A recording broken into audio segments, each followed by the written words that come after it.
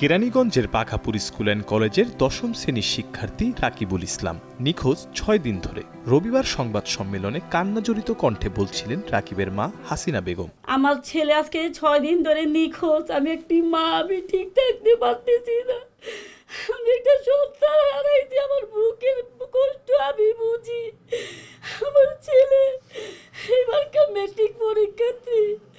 আমার ছেলের জন্য আমার ঘুম নাই, খাওয়া নাই, নাওয়া নাই। পরিবারের অভিযোগ, রাকিবের নিখোঁজের পর প্রশাসনের শরণাপন্ন হয় তারা। সেখানে মেলেনি প্রতিকার। পারিবারিক প্রতিপক্ষের সাথে যোগসাজশের অভিযোগও করা হয় কেরানীগঞ্জ থানা পুলিশের বিরুদ্ধে। সংবাদ সম্মেলনে জানানো হয়, নিখোঁজের প্রথম দিন থানায় সাধারণ ডায়েরি করতে গেলে পুলিশ তার ৩ দিন পরে ডায়েরি নেয়। তবে পূর্বশত্রুতা রয়েছে যাদের সাথে তাদের মেয়েকে মিসিং দেখিয়ে নিয়েছে অপহরণ মামলা। আসামি করা হয়েছে রাকিব, তার বাবা দুলাল মিয়া ও মা হাসিনা বেগমকে।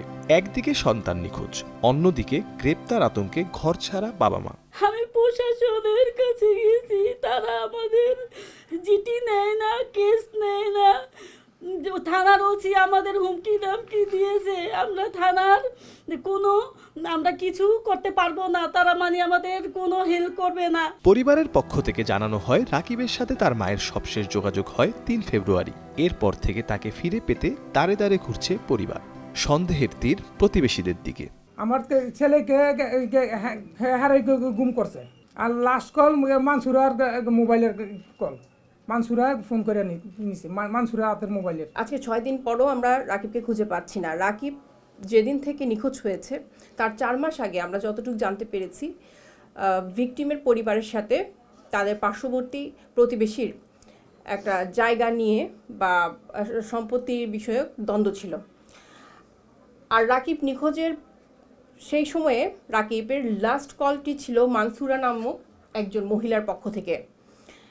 এখানে আমরা রাকিবের পরিবারের পক্ষ থেকে যখন এসেছি আমরা জানতে পেরেছি, মানসুরা ছাড়াও কবির হোসেন, শরীফ ঢালি, শিপন ঢালি, রবিউল ঢালি, এনারা একটি চক্র, যারা রবিউল ইসলাম রাকিবের মতো ১০ম শ্রেণীর ছাত্রকে হয়তোবা অপহরণ করতে পারে বা গুম করে রাখতে পারে বলে ওনারা আশঙ্কা করছে। পুলিশের বিতর্কিত ভূমিকা নিয়ে ঢাকা জেলা পুলিশ সুপারের দ্বারস্থ হয় কালের কণ্ঠ। তবে এ বিষয়ে ক্যামেরার সামনে কথা বলতে অপারগতা প্রকাশ করে পুলিশ। শেখ ফরিদের তথ্যচিত্রে মির্জা সানোয়ার হোসেন, কালের কণ্ঠ।